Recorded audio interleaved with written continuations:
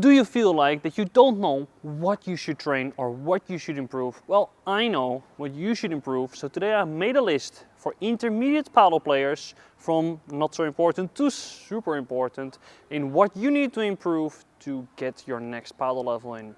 Today we are in Noordwijkerhout in the Boekhorst and we're going to start right now. Louder!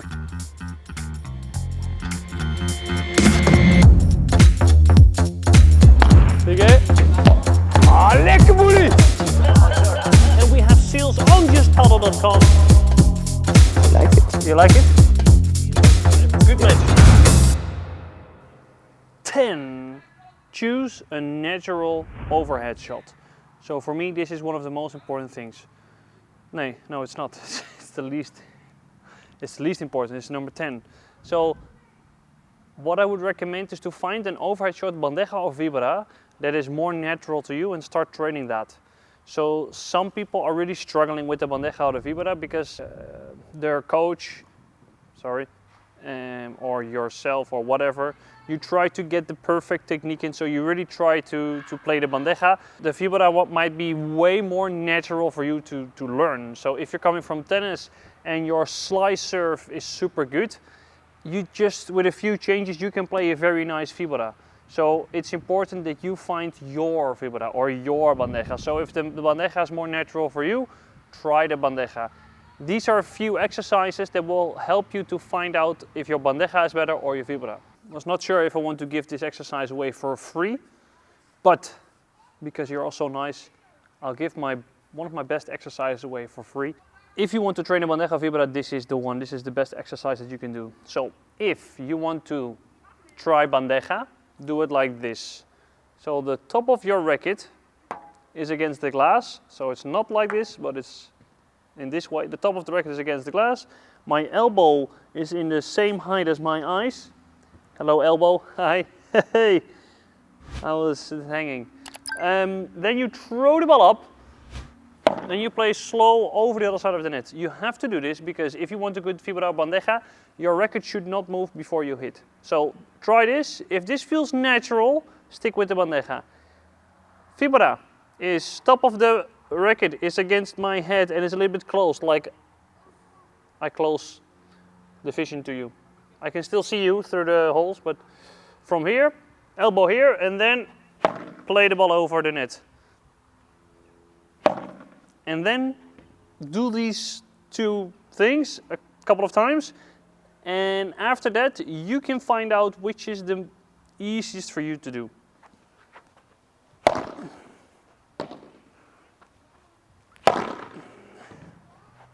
On place number 9 we have longer volleys. A lot of players, they come to me and said, Sven, I want to do a lot of defending work because my volleys are really good because I'm coming from tennis. Well, you might have good control with the volleys, but your volleys are not bouncing low enough. So a tennis volley probably looks more like that, because if you play doubles in tennis or singles and you're close to the net, boom, you finish the point with the volley, you make a short angle.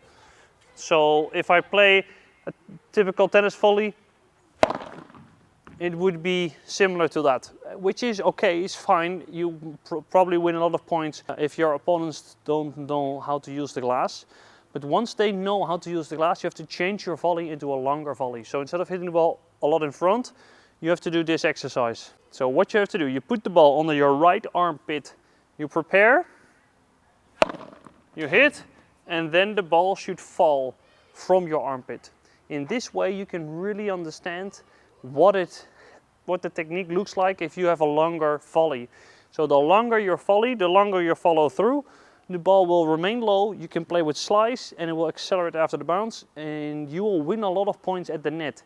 And then you will gain a lot of confidence, and maybe you have some extra space in your match to start using the glass a little bit more, because at the net you're winning a lot of points. On place number 8 is play overhead shots to the corners. So maybe your bandeja vibra is not so good yet, and sometimes a lot of intermediate paddle players lob cross courts. And I think if you get lob cross courts, you should be able, with your overhead, to play flat to the corner or to the fence.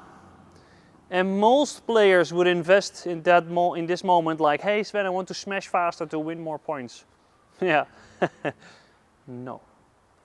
First, if you can do an overhead, like as ugly as possible, like over the net, and you're playing there or to the fence, you are going to win way more points than with the smash. The smash is fine, super nice, Merry Christmas, good smash, yeah. But this is crucial, because if you start by doing this, you can always play a fake smash, because if you have an overhead, they will go to the fence, then there is space in the center. It opens the court a lot more. And you're able to play paddle in a way that you're not making any mistakes, because this shot doesn't have to be a very fast shot, you're not taking any risk, and you're winning a lot of points just because you're playing with this part. So this is not so important, this is not so important, this is the most important.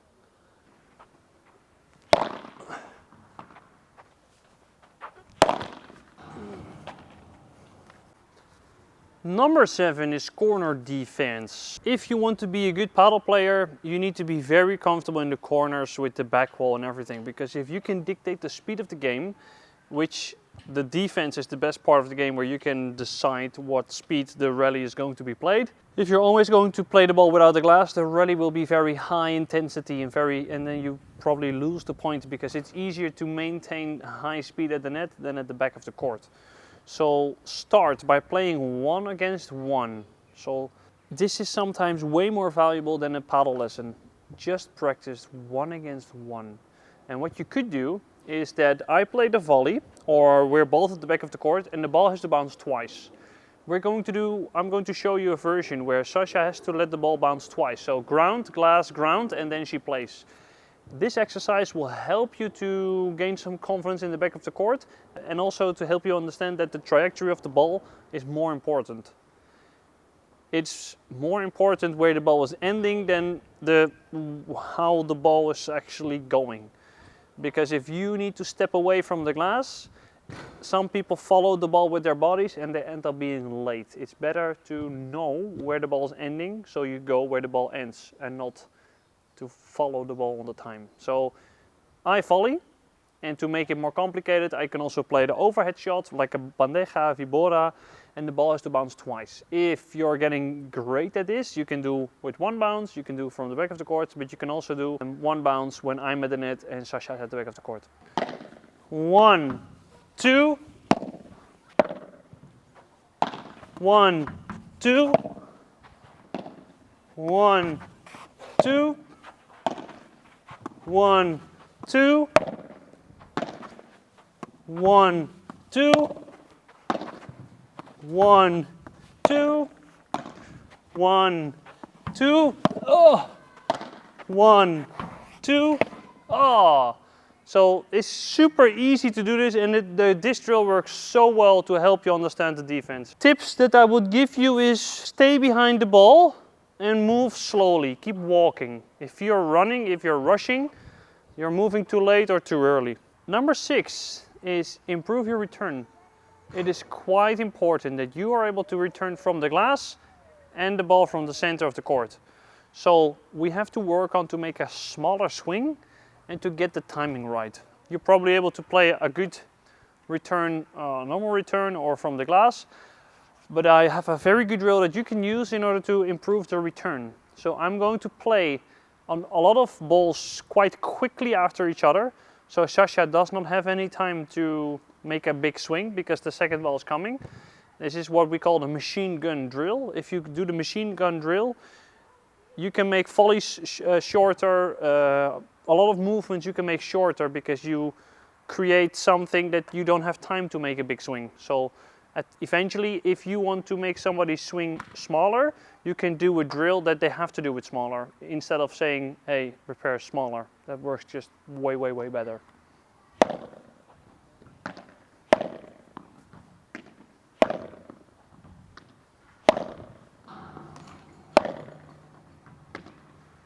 So the tip that I would give Sasha is to hit the ball earlier after the glass. So imagine you're doing the hula hoop, and the balls that you hit have to be outside the hula hoop. And the moment you wait with the ball from the sidewall, you probably hit the ball too early and you're going to make mistakes. Earlier. Now. Earlier. Too late. Now. Ooh. Okay, we switch. Now we check how the final boss solves these shots. So what I focus on a lot is that my preparation is early. Ball's coming, I'm ready. Sasha's not ready. Boom, that's it. So look at how early I hit after the glass. This is something that you have to improve, because if you're not going to make any mistake with the return, they're going to be stressed, they're going to try to serve better, they're going to make mistakes, they're going to feel tension, they're making more mistakes, and you win the match. The service. And a lot of players, they hit extremely low with the serve. Even though they throw the ball, they wait until the ball is nearly lower than their knees, and then they hit the serve. If you want to be a good intermediate or an advanced player, height of your belly button is where you're allowed to hit the ball. So if you're not there, your serve is not so good. My belly button is higher than the net, so I can serve faster and I can play with more slice.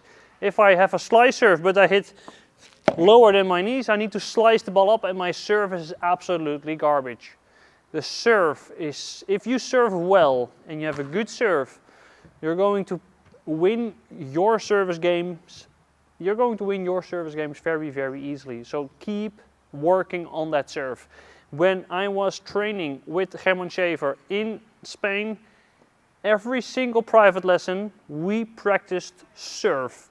And you think, well, the serve is not that important in Spain. And you might think the serve is not that important. Well, it took me 2 years to break Herman's serve. So, just last September was the first time I broke his serve. This is how important the service game is. So if we've played matches for 3 years against each other and it takes me so long to break, this is the difference between a good paddle player and a brilliant paddle player. If you serve quite low and you try to do like the slice serve, this is maximum what you can do. Bounce the ball a little bit higher or let the ball drop from higher. This is what you could do, or wow. So this is an older ball, okay? You have to let the ball bounce a little bit. And you still are able to play a nice serve. And this is how I serve in a real match. I don't serve faster than this because I was able to play 2 good serves without mistake, and that's one of the most important things. This is a pro tip, when you want to have a very, very, very, very, very good serve, you need to focus on where the ball bounces, and that's very close to the glass, or very close to the middle line, or in the body, so close to the service line into the body of the returner. If you want to serve video how to serve like a pro, let me know. Can make it. We have reached the top 4, and 4 is a shot that you're expecting or not expecting, I'm not sure, but it's the lob. The lob might be one of the most important, is the most important shot. It stays that way forever. Also, when to lob. If I watch a match from beginner, intermediate or an advanced paddle players, this is where it all goes wrong. Playing lobs on difficult shots. Playing lobs when the ball is very low. Playing lobs when the ball is very fast. Playing half volley lobs. You need to stop doing this. If you are in trouble, keep the ball low. If you're not in trouble, lob. If the ball is between your knees and your hips, you can play the lob. If it's very low, I cannot play the good lob and they kill me with the smash. If it's very high, it's also uncomfortable. If it's very high, you can play the ball down, which is a way better option. So you should lob when it's there. For the technique of the lob, I want that everybody on the entire club can see that you're playing the lob. You can always fake it, but it starts with this. The moment the ball is coming, racket lower than the ball. The lob is not something that you hit, it's something that you push. So what I want you to imagine is this. That's the lob. This is something that you can practice. Put the ball on your racket and then try to get as much height as you possibly can. Do the motion very, very slow and end very, very high. In this way, you become the master in defense. Number 3, playing pattern. If you are an intermediate paddle player, it's time to move to practice patterns. And you do this because your partner then knows what you are doing. Because you're more often playing with the same, if you play a lot with the same partner, or maybe, no, even if you don't play with your partner, you need to communicate what kind of patterns you want to play. Because if you know what your partner is doing and your partner knows what you are doing, you just feel way calmer on the court. You're more relaxed. You know what to do because you're going, instead of reacting to the game, it's like you already know what's going to happen. And that difference might be very small, but it's huge. If I play with somebody that I train with, my level, if I play with somebody that I don't know and I did not arrange a tactic or basic patterns with him, my level goes there. So for me, this is why it's in the top 3. One of the easiest patterns is I play to the center, I play in the open space to the same player. So even if you say, okay, listen, we're only going to play to the player on the left because he's worse, boom, you have a pattern. We're going to start in the center of the court and then we open the space, boom, you have a pattern. I'm going to play a softball on the feet of the net player, I lob the same net player, boom, you have a pattern. Even though it's just 2 shots, you know what's going to happen. If I'm going to teach you anything, I use cones. If I do a normal rally with my students, or I ask my students to play a normal rally, it's going to be, they're going to talk, they're going to do like no balance, whatever. But if I put the cone and say, listen, if you hit the cone, everybody in the group has to jump 10 times. The amount of mistakes that people make in the lesson goes down. Nobody's going to hit the net anymore because they have a place where they play towards. So this is one of the most important things, is that you have a pattern, because your pattern helps you to play the better shot and helps your partner to know what's going on. That's a pattern. We already have a pattern.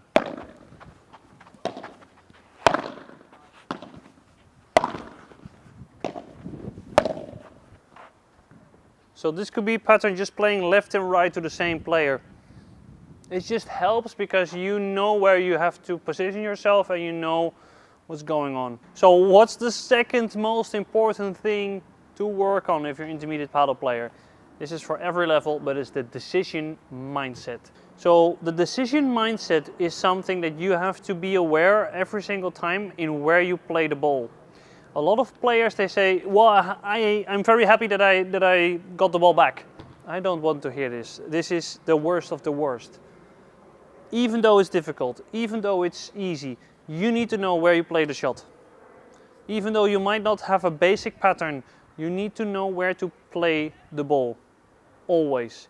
If you're on the court and you're still busy with all of the garbage from today, your work, your wife, your kids, or whatever, it helps to know the tactic and to know where you play the shot. Because if you know where to play the shot, your mind is not occupied by garbage. So it helps you to clear your mind, but it also helps to play a better ball. So if you know where you play the shot, you're always going to play better than if you don't have any clue whatsoever what you're doing with your life paddle career. So what's the most important thing of the list? You guessed it, is the kick smash. Everybody needs to play the kick smash from behind the line. No, the kick smash is not even on the list. It's that not important. It's not important, the kick smash. So everybody thinks, hey Sven, can we practice the kick smash? I can only play for 2 months, but yeah, I think it's fine to do. I'm ready for the kick smash now. is positional awareness. If you don't know where you are positioned on the court, everything else becomes more difficult. So I rather have somebody with this grip, sorry if I offended you, that is positioned at the right position, than somebody with this grip, with this technique, in complete no man's land or with her asses against the glass. It's not going to work. So if you're defending, you have to know where you are positioned so you can defend the corner in a good way. If you're not positioned in a good way when defending, everything becomes casino. You don't know where the ball is going to bounce. So at the net, you have to know that you have to be at least between the second and the first post. So at least be between the second and the first post. And if you are better and better and better, you need to be able to change your position so you're not going to be in trouble. If your opponent plays amazing shots and you keep saying, well, his bandeja is amazing, his fibra is amazing, I cannot defend it, you have to change your position in order that your opponent has to play a different bandeja vibra. So move in closer to the net or position yourself further away, closer to the glass. Just change your position, because with you changing your position on the court without even hitting a shot, you can force your opponent to think and he or she is able to make the mistake. This is how high positioning is on my list. It's even higher than the lightning post, but my arm is too short. At the net, between the first and the second post, when defending the corner, bring two rackets. No. When defending the corner, stretch your arm and then you're in the right position, because you need to be able to touch the sidewall. If you cannot touch the sidewall, if you play in cross court, so if my opponent is across of me, diagonal, I need to touch the glass, I'm good in a good position. Because now, if the ball's coming to my right foot, the ball's always going to bounce against the sidewall. If I am, whatever everybody says, yeah, you have to be in between those lines. Yes, if your opponent is in front of you, then you should be there, because then you can help in the middle. But if your opponent is cross courts, touch the glass, because if the ball is going past my right foot, I am gone. I have no clue where the ball is going to bounce. My body is a reference on what is going on. I have no eyes in my back, so I need to use my body as a reference on where the ball is going to bounce. So you need to be aware that you are in the right position. You need to be aware that you're standing here on the court. If you don't know that you are in the rally in this position, that you have no clue, you're going to make so much mistakes. So even though you might not be in the good position, you have to know that you're in the wrong position. And if you play with somebody and he tells you, go behind the line, focus on that. To close off this video, start working from tip 1 to tip 10. So if your position is not good, focus, play matches and focus on your position. Once you've mastered your position, you go to item number 2. And then that way you work down. And if everything goes okay, if you did the entire list, your dessert is that you can practice your kick smash on tip 11. So let's keep it with that. So, hope this video helps. I would like to know if you are missing anything from this list, and if you agree with me that first is positioning, or if you want to change the list, type it down below, because I really want to know how you see this list, because I made the top 10 for a reason. But if I forgot anything, let me know. So I hope you have a very nice Monday. Maybe you're going on holiday soon, so have fun on your holiday. We don't have holiday because we're gonna make more videos for you. So subscribe. 70% of the viewers are not subscribed, so you have to subscribe. We want to get to 100,000, 1 million subscribers tomorrow. Yeah? Come on, vamos. Hasta luego. Ciao. Adios.